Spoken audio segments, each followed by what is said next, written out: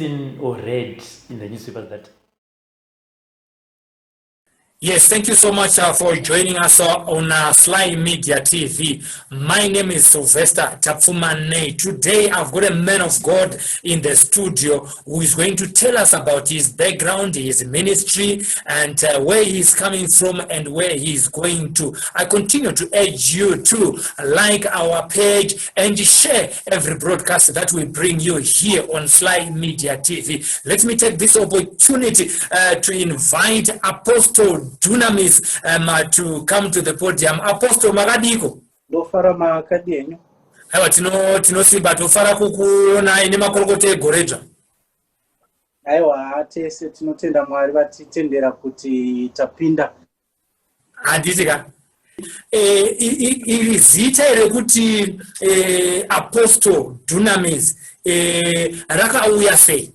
Zita rokuti Apostle Dunamis vanhu vazhinji vanotaura zvakawanda pamusoro pezita kuti sei machinja zita, sei muchizviti Dunamis, sei mazvidana munodi kungoshandisa zita renyu kubereko.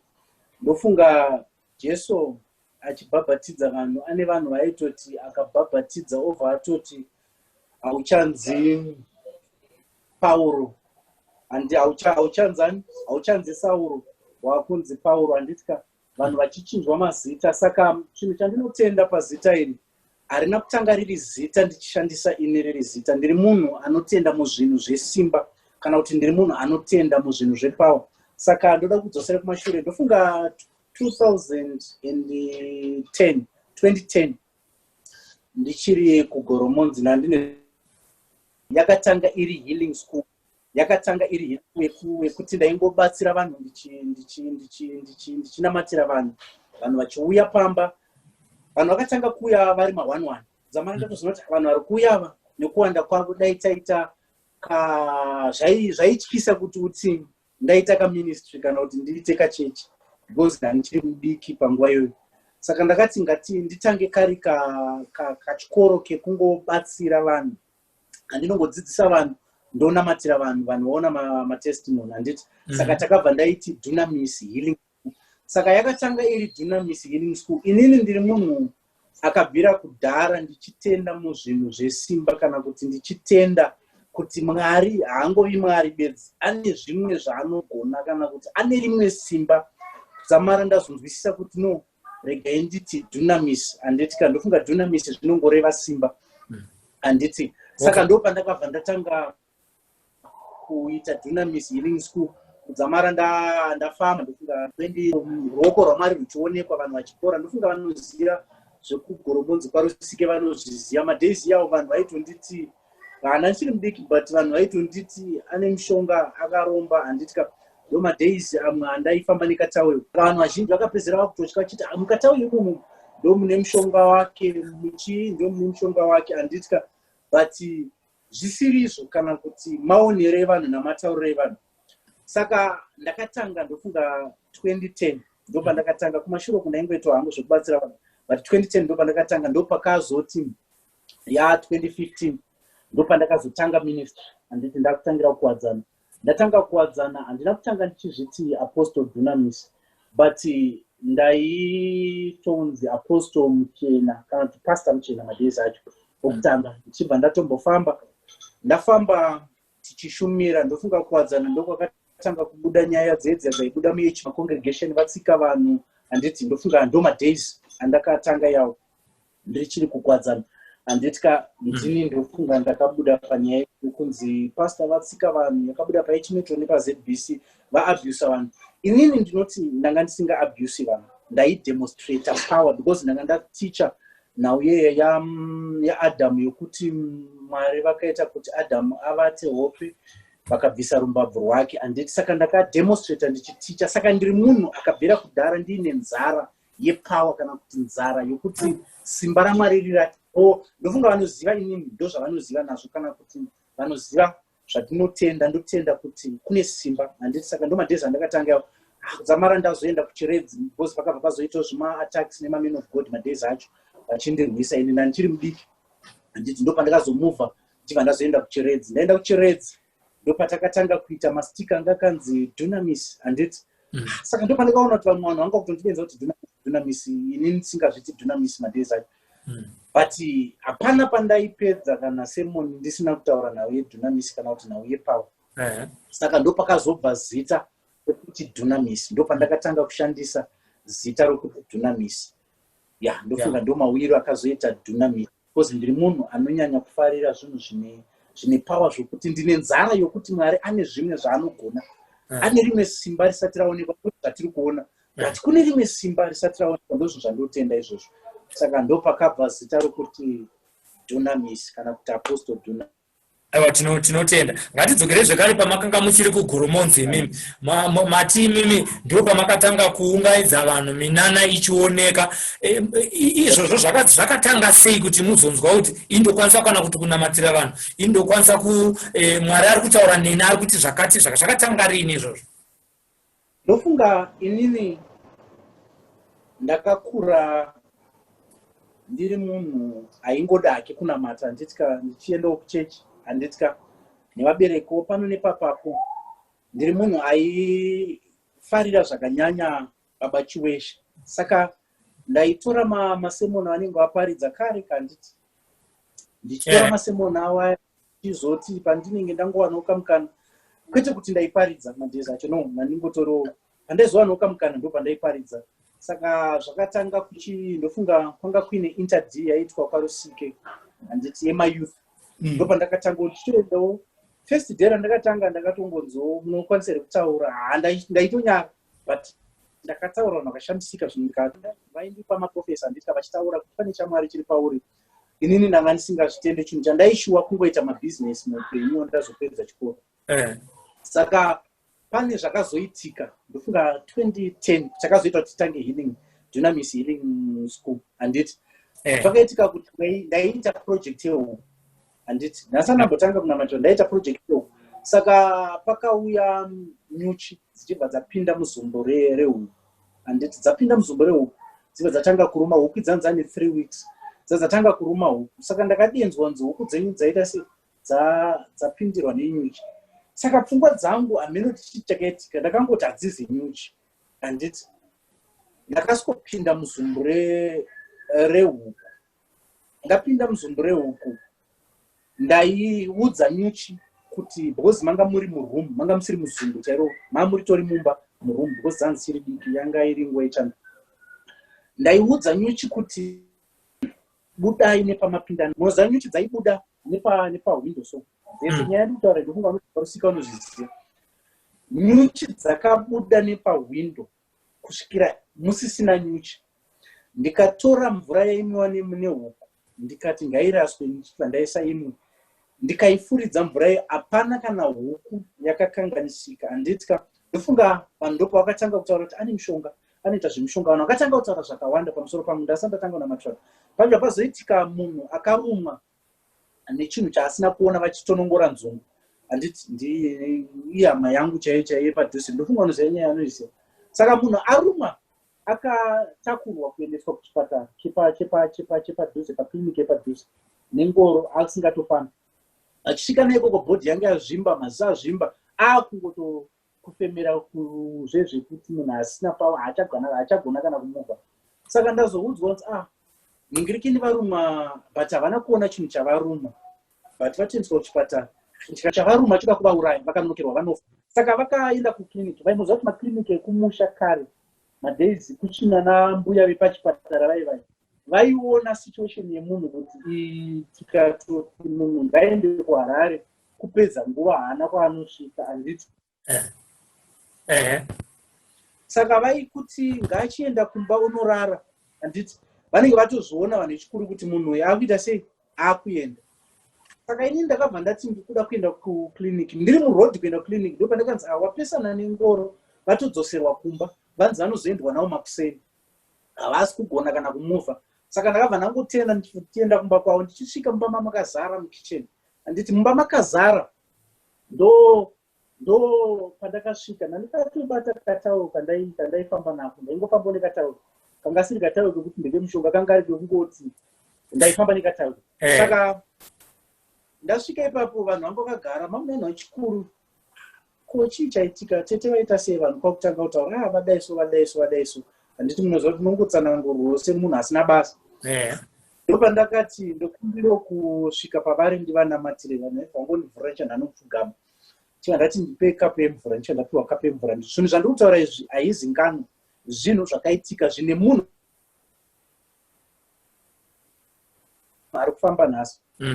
Ndopandakafuridza kapu yemvura because mashure kuna ndamboita dream sandatombotanga basa ndakaita dream ndichinzi ko kana usingagone kutaura uchida kudzinga chinhu because vamaita unge ndiri muroom yanga yakavharika but maita unge mapinda chinhu.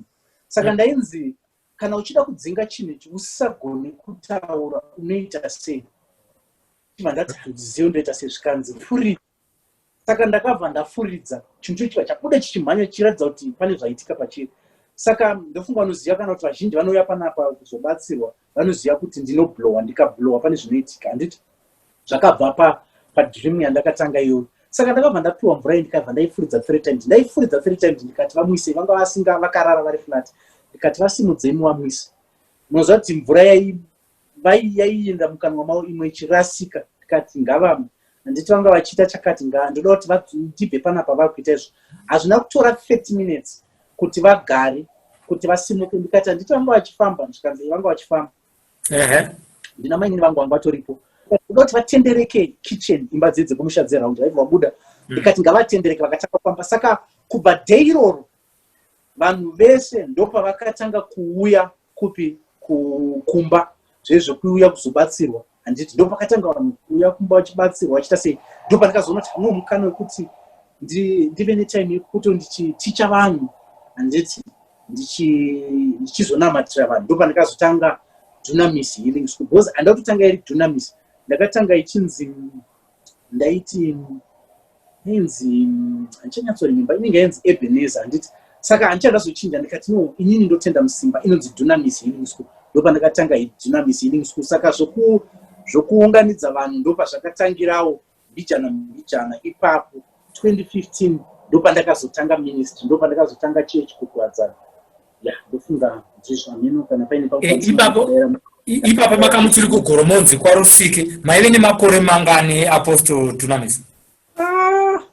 Ndofunga manguva iyoyo ndanga ndine chiko ndanga ndiri kuma 2023.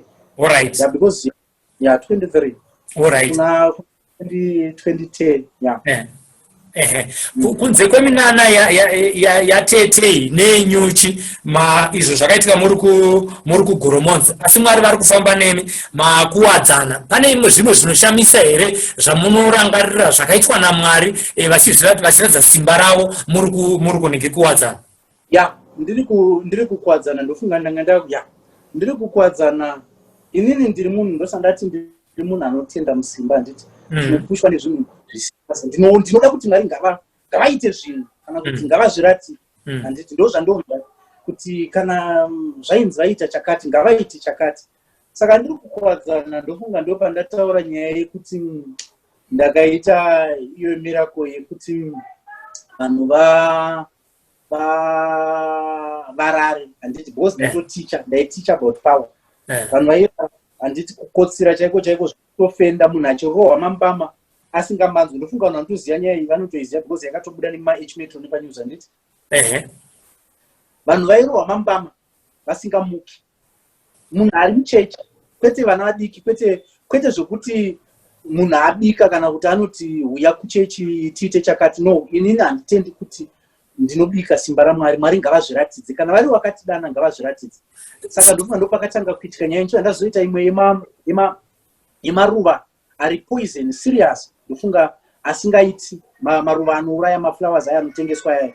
Handitika aidyiwa nevanhu muchechi. Ndofunga vanhu vese vakadya nanhasi variko hakuna munhu akafa. Hakuna nanhasi variko. Handiti ndichiticha because ndine zvinhu zvandaiticha madays acho. Handitika ndopandakazomuvha ndikuda kwema-attacks akanga akuitika because ndo madays andikabva tazowana nzvimbo yanga yakakura. Tawana nzvimbo yanga yakakura paAnglican Church. Ndokuva nekuwadzana vanoziva madays acho. Ndawana nzvimbo paAnglican Church haina kutora kana time. Ndofunga vanhu vachitopedza kucleana day kupedzesera chiti mangwana tikuita service. Ndopakabva pangouya zvinhu zvisinganzwisise zvikanzi nzvimbo ino yakazodai overheated. Handiti vanhu vakanga kuona vachita sei vachitaura about me handitika. Ndo pandakazobuda ndichibva ndati aibvera ndite sei ndimuvhe ndiende kuchiredzi. Ndo pandakazoenda kuchiredzi. Ndaenda kuchiredzi ikoko ndofunga handitauri veko vanozviziva kana kuti vanhu vekumasvingo vanozviziva kuti simba raMwari rairatidzwa sei. Ndofunga ndanditone munyaya takaita ndakanamatira munhu anga ine shavire injuzu madhezi acho vanozviziva. Ndofunga vanhu vekuchiredzi anga ine shavire injuzu handiti ndichibva ndamupa t-shirt yanga yakanzi Muroi Ngafe because kantine Night of No Mercy yataiti Night of No Mercy. Saka kantine theme yainzi Muroi Ngafe handiti. Saka ndakamupa t-shirt achibva enda naye usiku hwacho. Akangoenda zvekuti handiti muzva kuti munhu anenge achifara, munhu anandaita deliverance achifara aibva angonorara akapfeka t-shirt iyoyo. Nyaya ndikutaura chakaitika chiri kwaari akapfeka t-shirt but tapedza deliverance akapepuka ari mumvura handiti ari mumvura. Murume achimuka akaona mukadzi mumba hamuna akati maybe munhu abuda akamira munhu haana kudzoka. Ndo paakazonzwa dhori chinoko akaona mukadzi akatota achipinda mumba svikanzi ndanga ndaenda kumvura ndine vanhu vauya kuzonditora ndakarara vakanondikanda kumvura vakati wazviitirei waenderei kwawaenda. But akadzoka asina t-shirt yemesi yanga yakasara pamba yakaoma. Chinhu chandakatota isiketi yanga akapfeka t-shirt yakasara pamba haanoziva kuti yakabviswa sei. Akaenda kumvura. Ndo yekutanga mirako ndomira yekutanga yandakaita ndichisvika paipazoita h2 yestika iyo munhu akaisa stika pawindow handiti vabva kuchechi handiti ranga rakanzi Muroi Ngafe.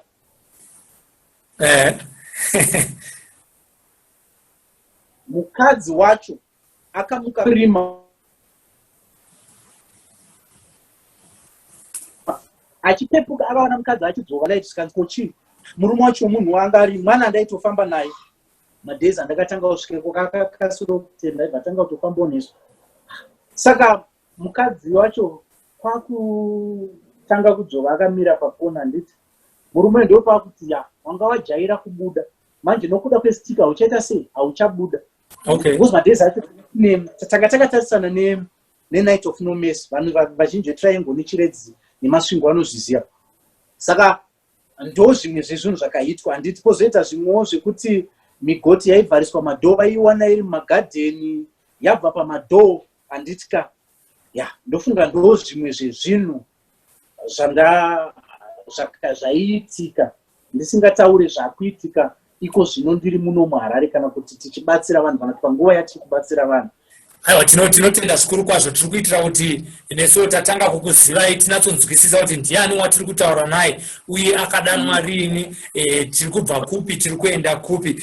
Vateereri kana muchangotibata tiri pano paSly Media, vatiri kutaura navo ndiApostle Dunamis, zita rekuberekwa vachinzi Tafadzwa Muchena. Vakatanga ministry kudanwa naMwari kuita mabasa aMwari vari muGoromonzi kwaRusike. KwaRusike vanovaziva, vakambobuda mumapepa vakukuwadzana nenyaya yekumbotsika-tsika vanhu vamwe vachidya maruva aiuraya asi hazvina kuita saizvozvo. Vachibva vazoenda kuChiredzi kwavari kutaura kuti aiwa vakambosiya vasuka guta reChiredzi iri nekuda kwekudzinga mweya uroyi mukati menharaunda yavakanga vachigara iyo. Apostle, ngatichiuya taamuno muHarare iyezvezvo tiri kukuonai makagara apa mune hari iri pedyo nemi iyoyo. Inoshandei hari? Ndofunga hari ndataura ndichiti taiita masevhisi akaita sana Night of No Mercy. Hari takodzokera mashure handiti. Hari hatina kutanga kuishandisa manje zvinotaura vanhu handiti. Ndofunga vanoziva kubva kumashure vaitozviziva kuti taishandisa hari kana kuti ndaishandisa hari madhezi acho kumashure kunana kuwadzana ikoko handiti. Ndofunga taitomboenda kumasevhisi tichibreka mahari chete tichiita masevhisi ayo ekuuya nehari hombe muchechi munhu achiisa maprayer request muchechi. Ndofunga vanhu vandoziziva izvozvo. Ndofunga kuti Chiredzi uko vanaiziva kuwadzana vanoziva tichipunza hari kwandikutaura kunana 2013 14 15 uko handiti. It's not 20, it's 2016 2017 mashuro handitika. Saka hari ndine zvakawanda zvakaita kuti ndishandise hari kana kuti tinzwisise pamusoro pechinhu chinonzi hari. because ndine zvinhu zvakaitika ndofunga kumashure ndichatanga ndisati ndatanga ministry ndakatanga riri ndaishandisa dombo kwete dombo chairo dairo ndora ndaiti ndichitoti handichitamba nevanhu zvikuti zvekuti ndikakuti dombo iri haurisimudze dombo rairamba kusimuka saka ndaingotenda kuti pane zvimwe zvinhu zviripo saka hari ndakazoinzwa pamwe ranga rakakurawo kadombo racho munhu aigorisimudza sei handisi ndikutambidza munhu chototi kana handisi patariudza something dombo rinoita zvandiri kuda inini saka ndopandakazoita dream ndichidhilivha munhu nehari but aine nyaya dzanga dzaitika achinzi zita rake rakasungwa handiti rakasungwa ndofunga ndakatomboita issue yandakanetsana yandakafesa n'anga vanhu vanoziva kumusha handiti saka ndakabva madhezi acho ndakabva ndaita dream chinzi munhu anofanira kusunungurwa nehari handiti zita rake rakasungwa rikadaiso rikaiswa pachigumbo remombe chichichichichi vanhu vari kuona mombe varifunza kuti mombe yakakuwara but haina kukuwara izita remunhu rakasungirwa saka ndakabva ndanzitora hari uise zita rake nemutupo wake umupunzire asunungurwe handiti anga ine problem yekusaita sei yekusabata pamunhu okay ndopandakadaro kutora time handiti munhu ndakatoita zvekuti ndakanomudza haana kuzvitenda because unenge ungoriwo munhu asina basa handiti zvikanzi kana zvichizvi zvichigona kuti zviite itai handiti ndikatoti tsvagai hara ibva mwe handimuziva kuti kumusha hara hadzishaiko isaisoso isaisari nemboti mwari akusununga muchiremani handiti ndibva ndatopunza hari ndofunga pakazoti ndazotouya because ndandine kabusiness kandaitawo handiti patopera ndofunga 4 months ndopandakazonzwa vakuchinzi vasvika kumba chikutsvaga vada kukuona kati kwakanaka zvikanzi ndopandakazovaona zvikanzi unoziva ndaifungidzira kuti uri kutamba iko zvinozvi ndani pamuviri munhu andiri kutaura kuti anga atone makore ndofunga anga atone 3 years ari mumarriage saka ndopandakatanga kuzoti saka hari inogona kudhilivha munhu hari inogona kuita something handiti ndomadhezi andakatanga kuzoti ndapinda ministry ndaishandisa hari vanhu vaitouya ndichivabatsira ndaishandisa hari ndaipunza hari handiti kumashuro hatina kutanga kushandisa hari nhasi hatina kutanga kushandisa hari nhasi kana kutanga kushandisa hari last year no kuzotouya pafacebook vanhu vachiona tine hari hapaziripo patakatanga kushandisa hari vanoziva kumashuro ndichiputsa hari ndofunga madhezi acho ndaitenda ndopajeremaya vanoshandisa hari handiti takutozoona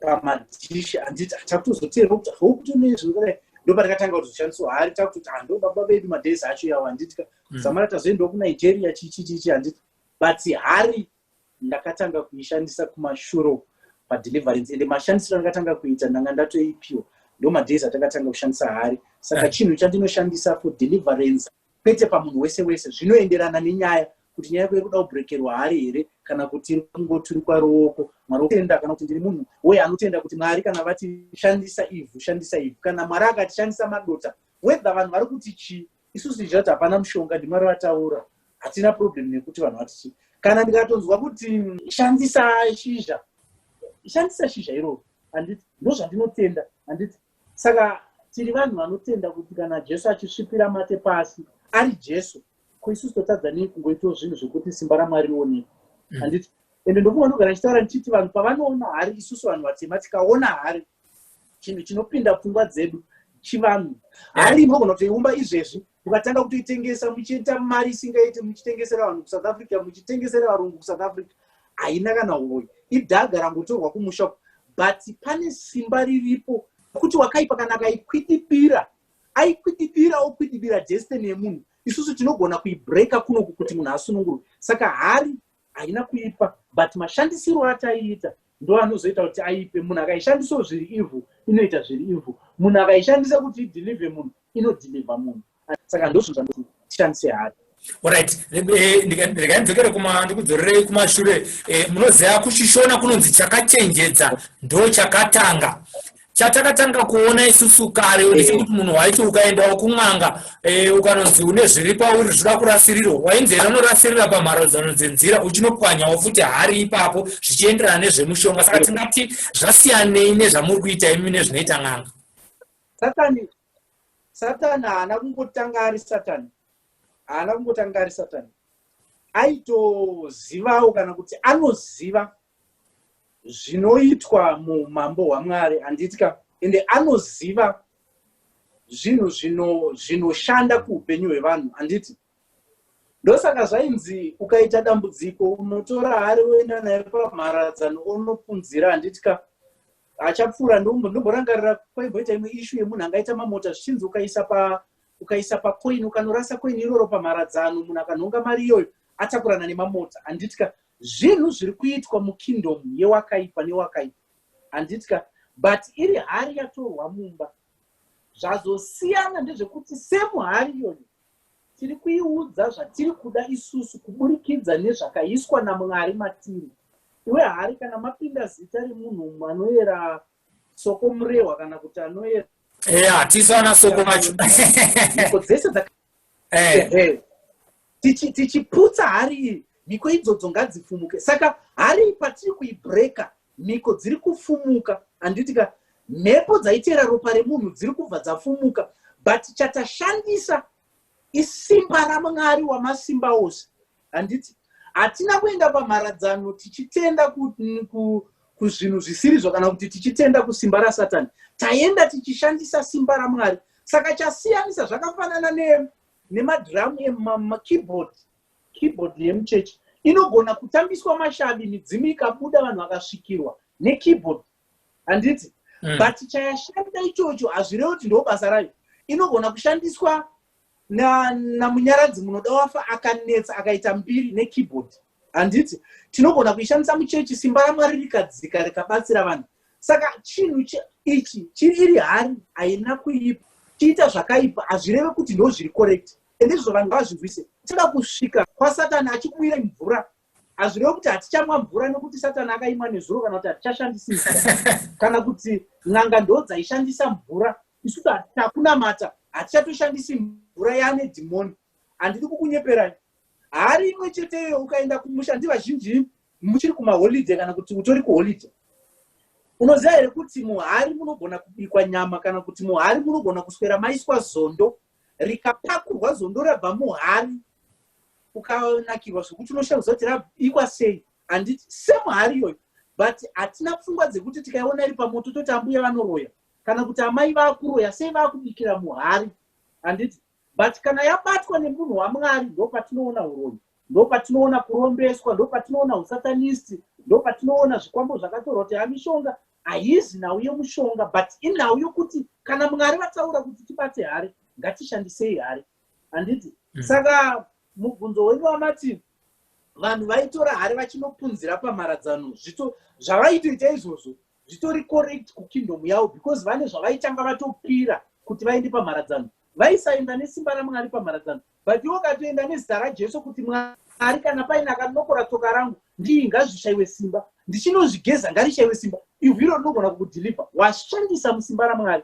But taita dambudziko revanhu vanofungidzira kuti akaona hari atoona usatanisi, hapana usatanisi. Akaona ivhu ranhongwa takutoona dhimoni, hapana dhimoni, hapana kana mweya wetsvina ipapo.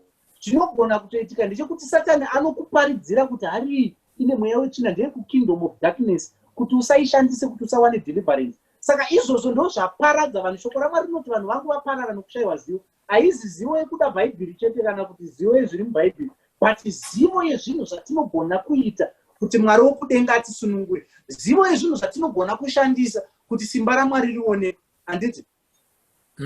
Saka inini ndinotenda kuti haiwa, ndinodaira kuti mapindura zvizere tinenge tichidzokawo kuti vateereri nevari kuona vanenge vachiona sei. Chandaona kubva patatanga kutaura ndechekuti vanhu vari kukupikisai vazhinji vanhu vanonamata, vachitarisa zvinhu zvamunoita imimi vari muchechi. Zvakafanana nekuti vamwe vanhu vari kunyora kana paupenyu pandanga ndichiverengawo zvangu, vachinyora kuti imimi handinei nehari dzenyu dzamuri kutaura idzodzo, nekuti kana uchinge wazvarwa wachisikwa chitsva ukangozvinamatira wega zvinopera. Imi munoti kudii nemunhu ari kutaura izvozvo? Hazvina uchokwadi here zvaari kutaura? Nokuti Bhaibheri shoko raMwari rinoti vese vakamugamuchira vakapuwa simba. Saka hari ndoidii ini ndakapuwa simba.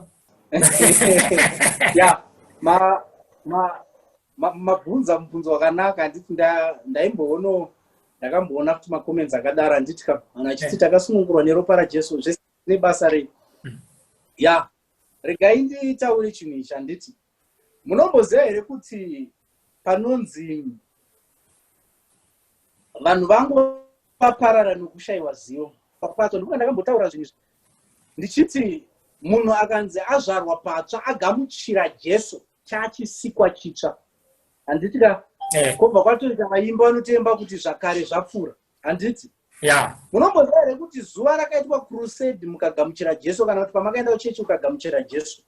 Time yauri kugamuchira Jesu wachisikwa chitsva. Wachisikwa chitsva.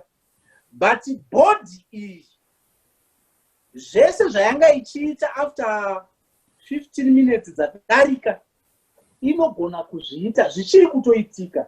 But munhu womukati azvarwa patsva. Handitira ukatofa ipapo kwakuti kudenga.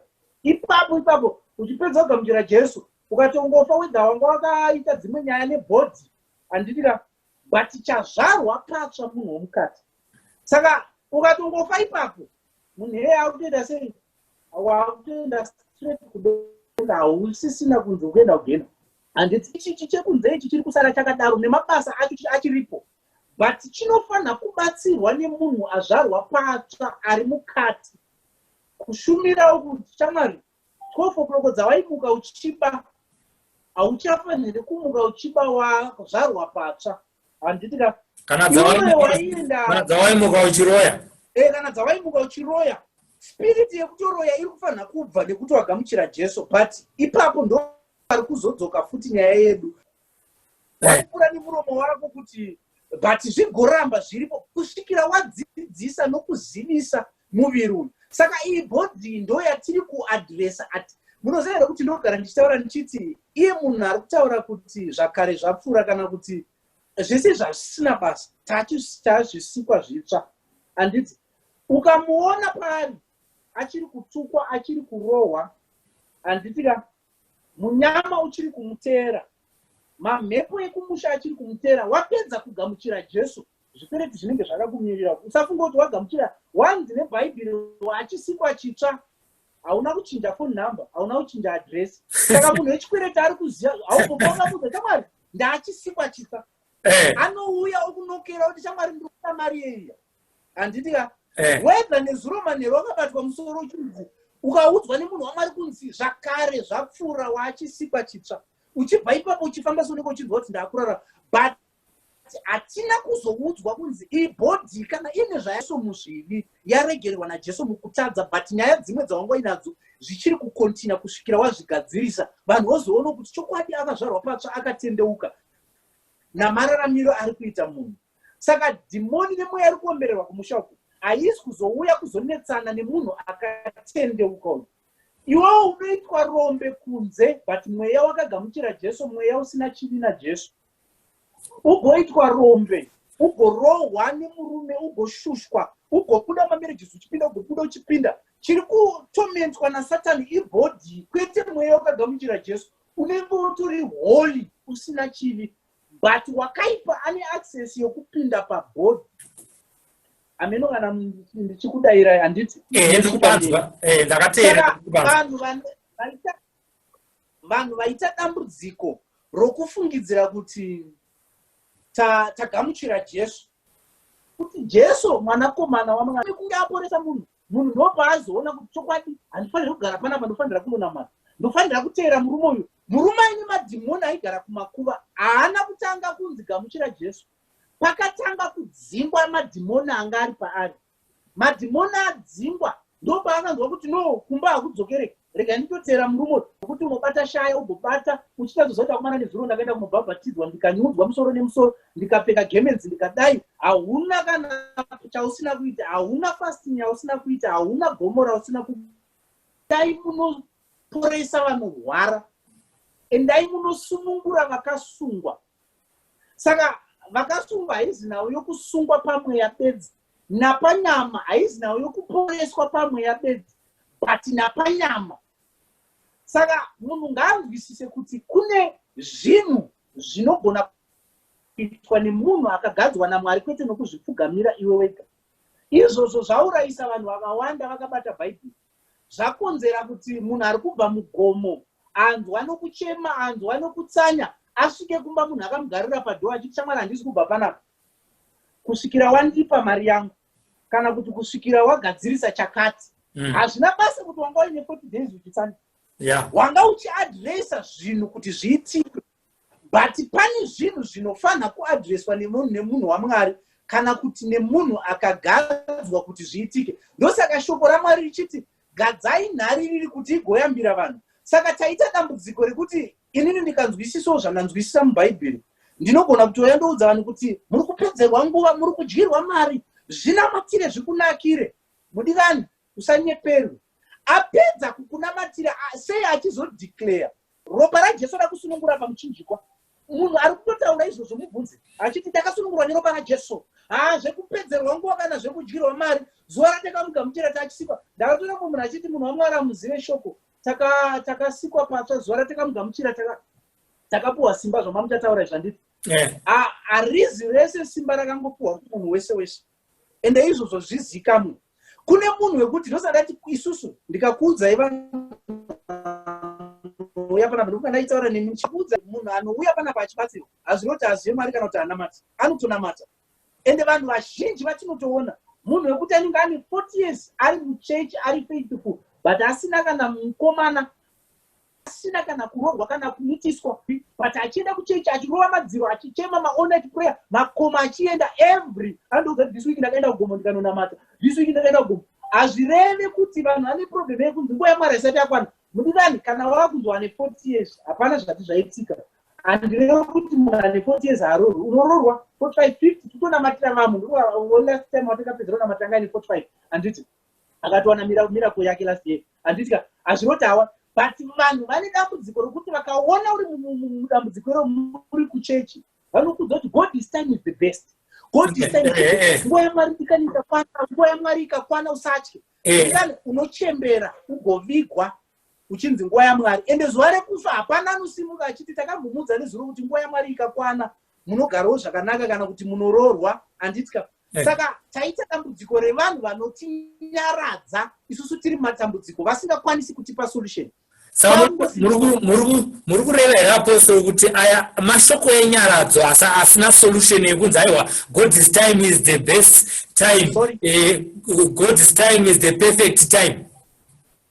Mashoko enyaradzo handina kuti inofatiri isusu mashoko enyaradzo ndo mashoko ekusimbisana. Because pandave panapa ndine vanhu vaMwari vandaona, ameno maybe zvichazoitawo, but pane nguva yekuti wega unogona kunzwa tsitsi kuti kana Mwari zvichizobvirawo hazvo dai machirangariro munhu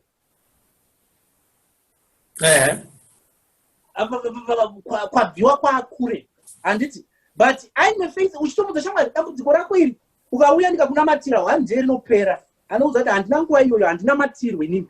Ende munhu ari kukudza kuti handinamatirwe zvinhu zvinenge zvakamomera zvisina kumunakira, but chaasingatende kuti bhaibheri rake kubva kuna Genesis kusvikira kwarinoperera kuna zvakazarurwa rine vanhu vainamatira vanhu, rine vanhu vaitumwa zvisingangoitwa.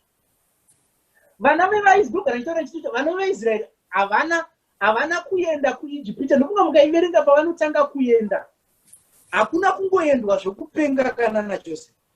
Inzvimbo yakatoendwawo kunzi kwazodaiso vanhu vazodaiso vakoma vazouya vaitofamba vachidzokera kumba vodzoka baba tadaiso zvikanzi ngatidzokera vati tazowana kune munhu azotiziva saka tatakuenda ikoko, vachitoenda kunogara vachikumbirirwa kunogara, but kuzomubuda kubva muIjipita vakarasika direction, havana kuzoti todzokera sei.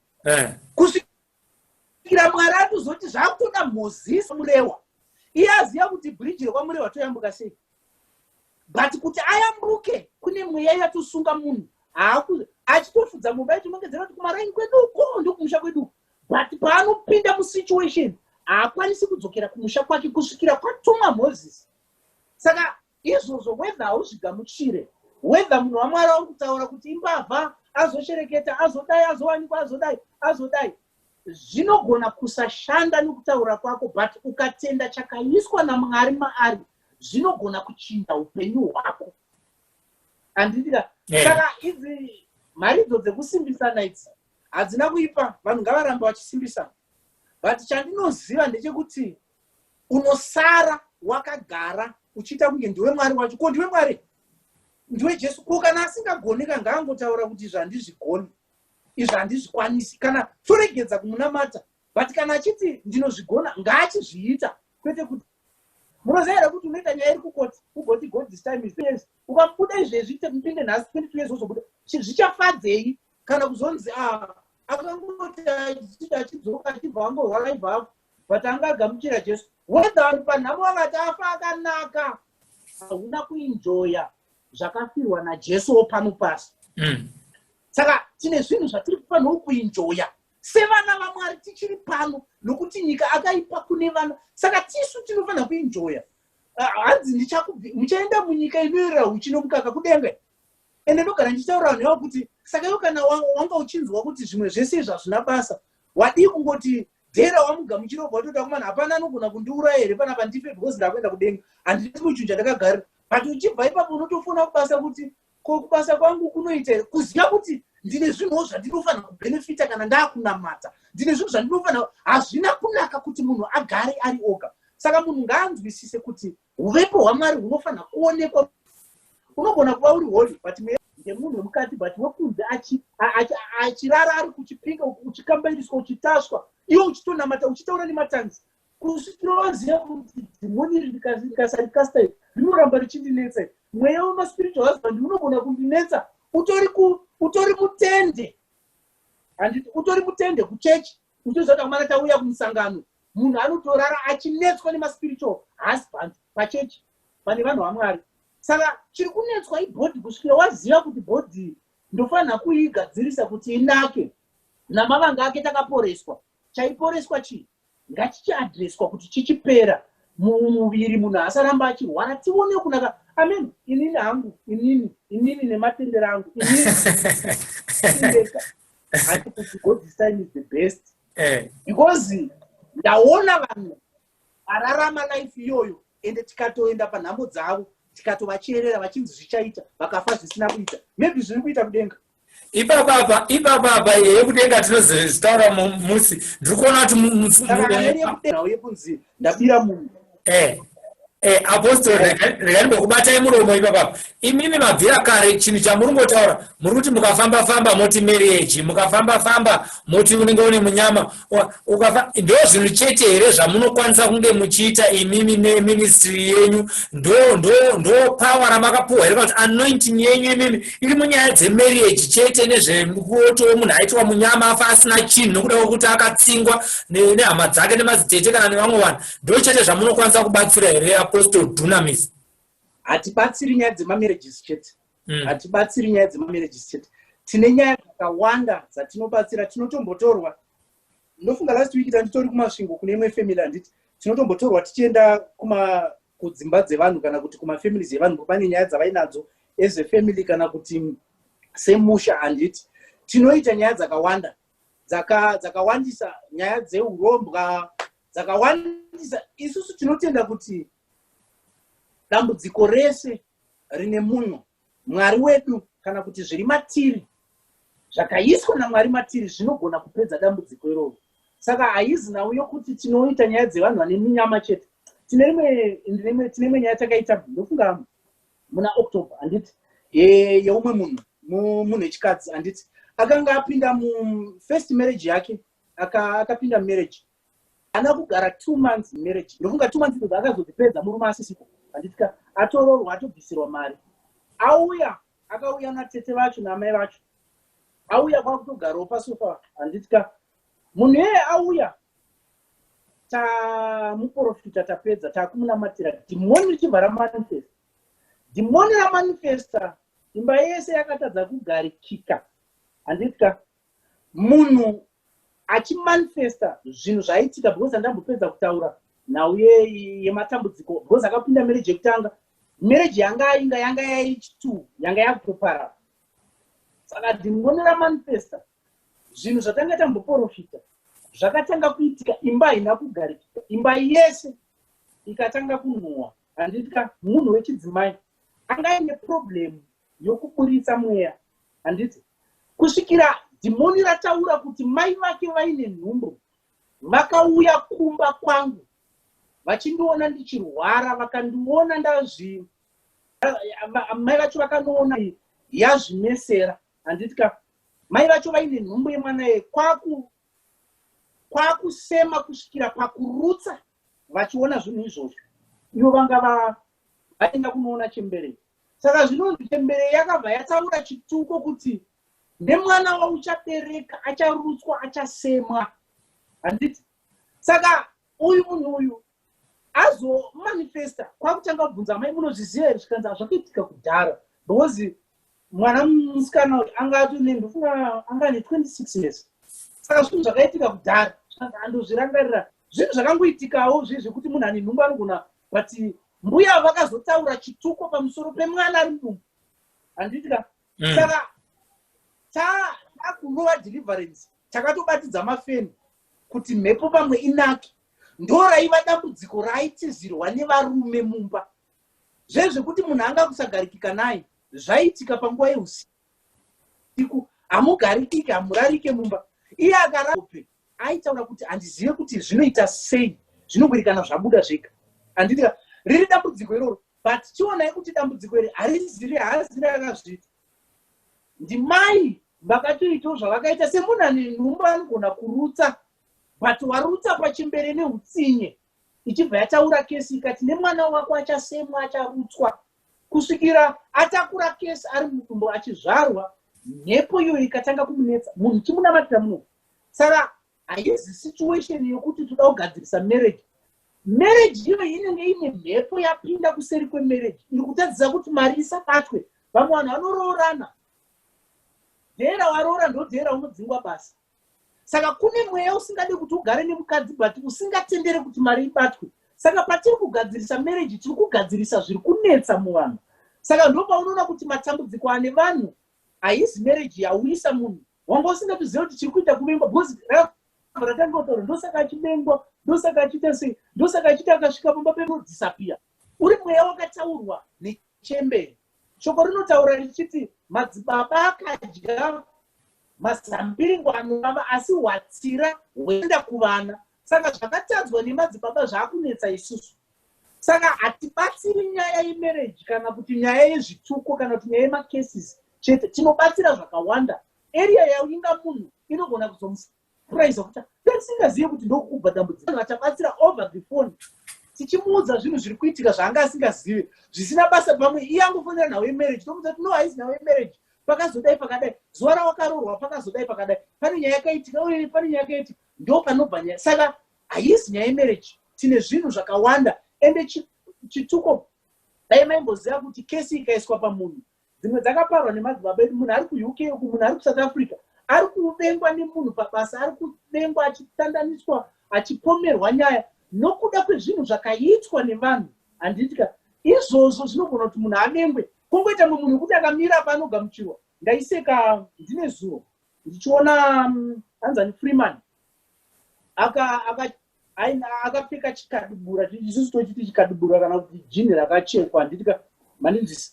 Zvinoziva here kuti macomments andaiona aitaura kunaka kwedressing yake nebhutsu yakapfeka nekala yacho, macomments andaiona anga aripo aitaura kuisina makumbo.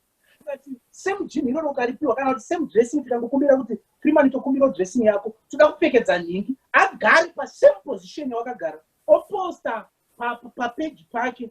Chinhu chaanotanga kunyora ndechekuti musandiunduro. Ende vanhu vanomuudza kushata kwejini raakapfeka nebhutsu iyoyo inoudzwa zvekala yacho agotukwa, but yapfekwa naFreeman. Unzwisa?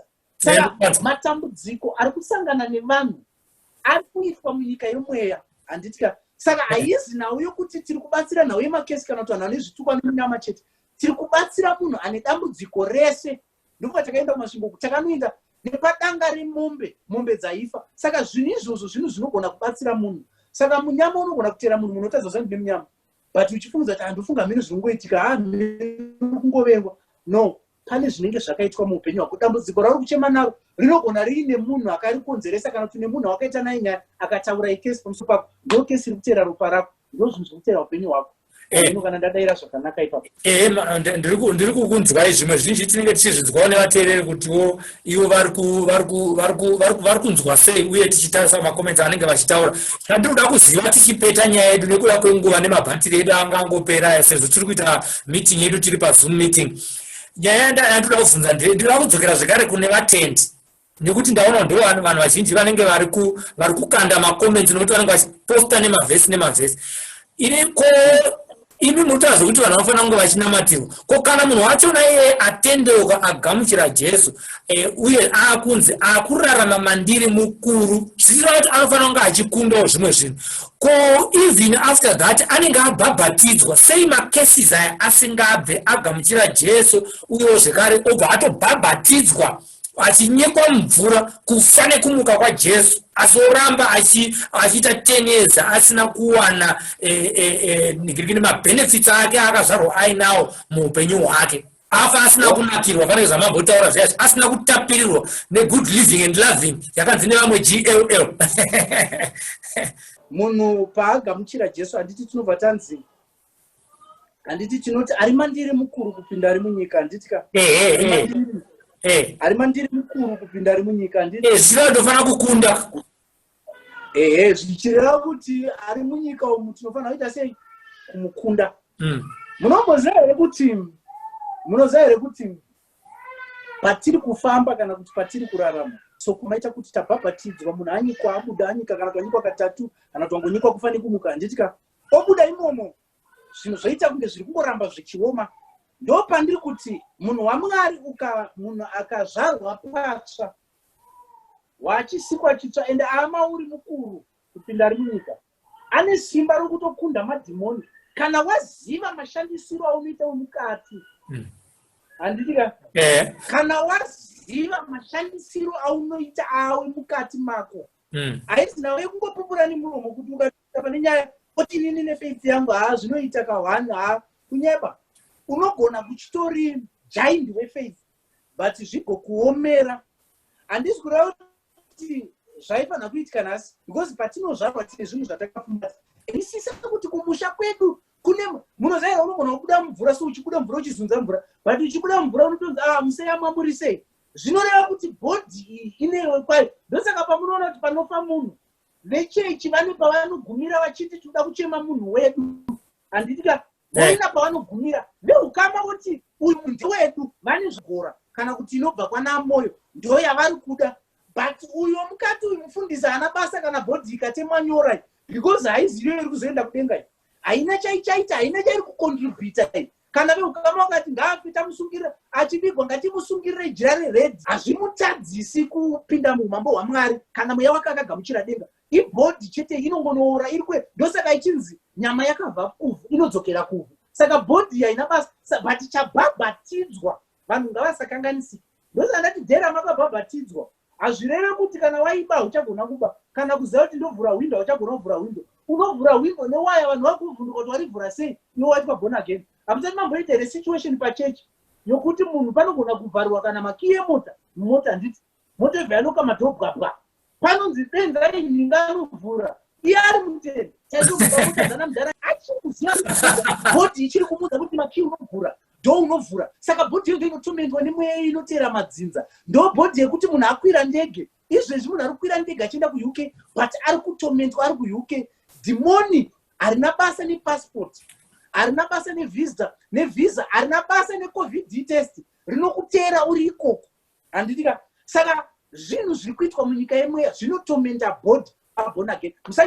Musanyeberwe nevanhu vachikudza kuti zuva rawagamuchira Jesu wachisikwa chitsva, kana ndipasta achibva ipapo anogona kunobata shayamba musina pekutangira. Mubvunze kuti imwe mati machisikwa chitsva Mwari ngaachiprovidha mafuta kana machisikwa chitsva, panotoda kunoshandwa after magamuchira Jesu. Hazvinoti machisikwa chitsva zvinhu zvaakuya zvega. Itofungai kuti toita sei kuti tidye isusu taabona again. Saka bhodhi inogona kupinda mumatambudziko mukati abona again, simba ririmo.